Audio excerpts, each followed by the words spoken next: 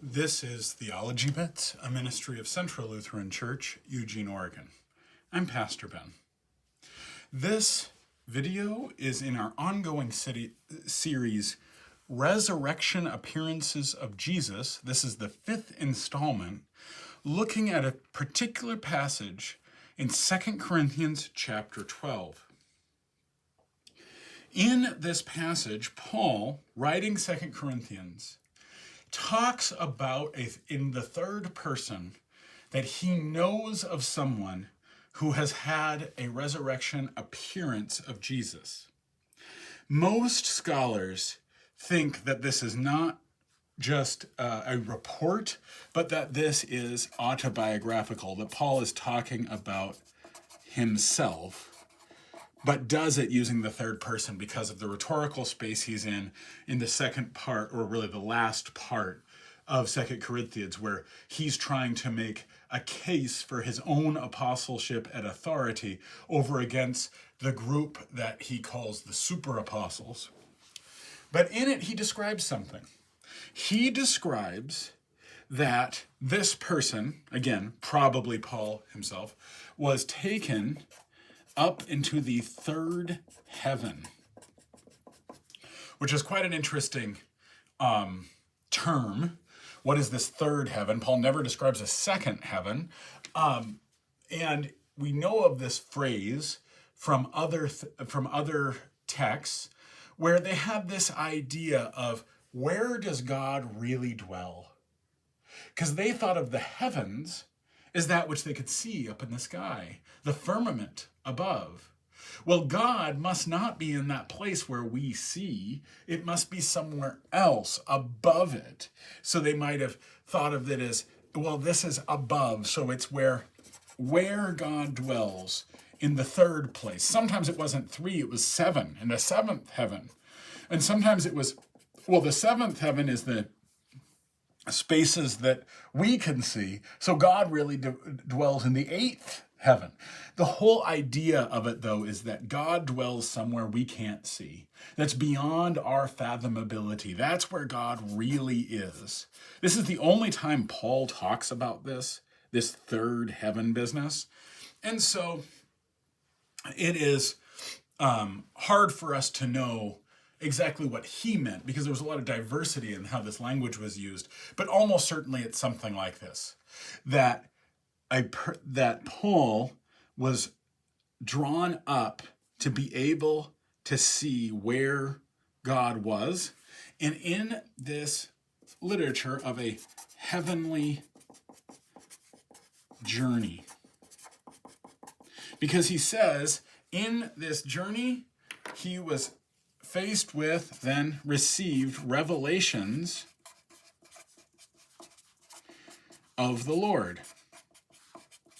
And it seems like the way these revelations happened was not from God coming down and giving Paul messages, but instead he'd gone on this heavenly journey and therefore saw and heard where God is.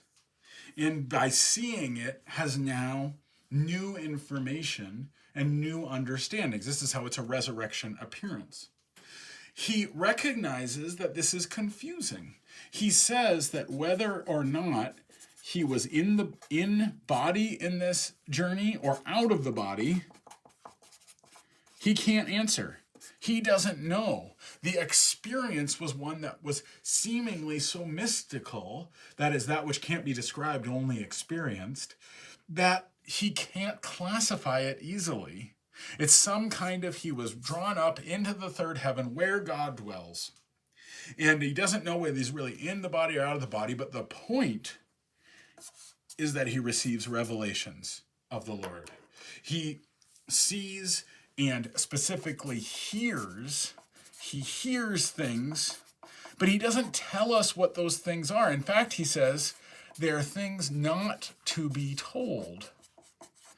And I don't think we are meant to take this as some sort of like secrets, as if to say that he's gained some secret knowledge that you can't get unless you go through this same process. I think instead it has to be that you can't.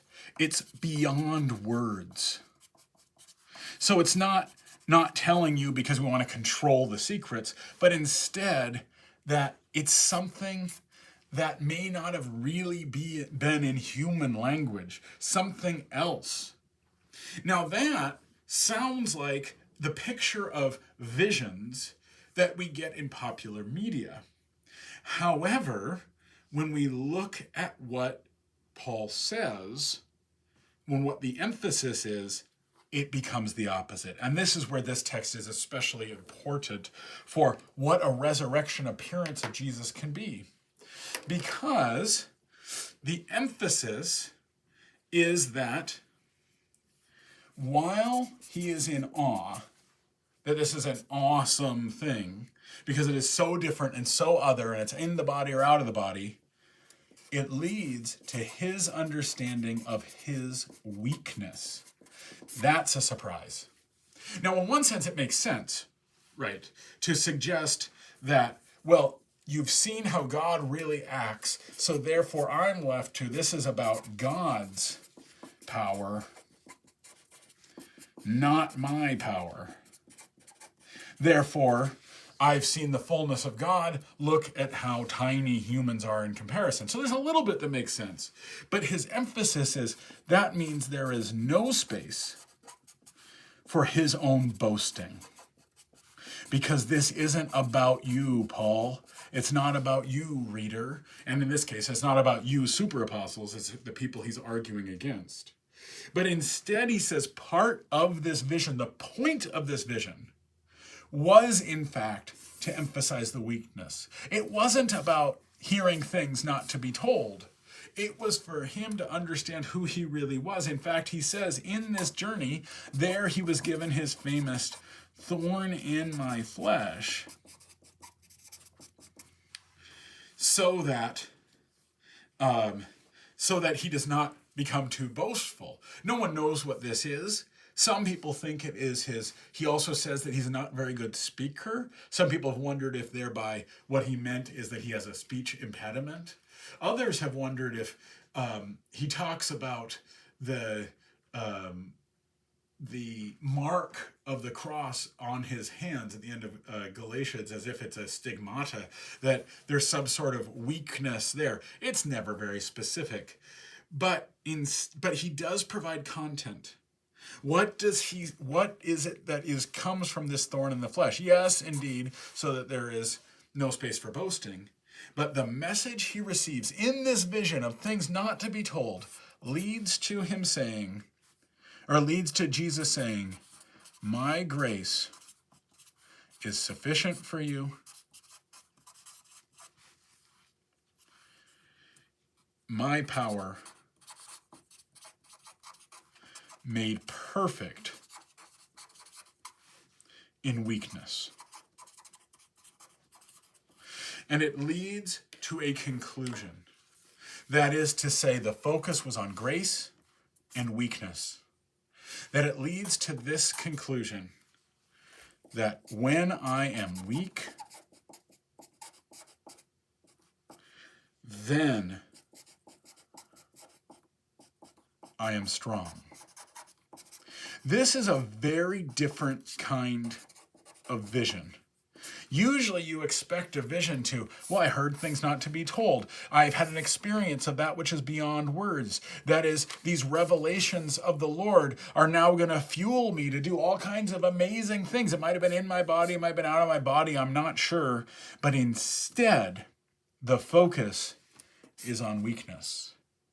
That the focus is about the grace of God and that the power is made perfect in weakness.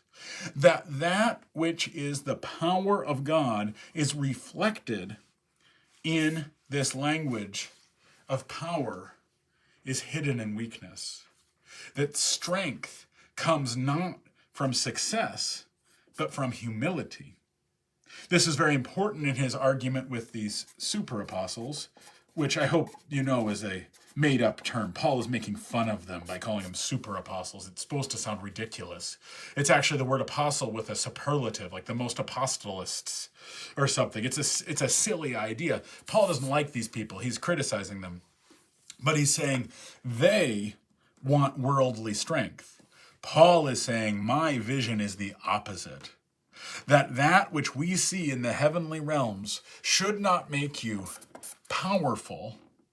It should make you more human. That my weakness is simply recognizing it's not about my power, it's about God's power. And so this is this vision he has, a very different kind of resurrection appearance that provides a very different step forward. This has been Theology Bits. I'm Pastor Ben.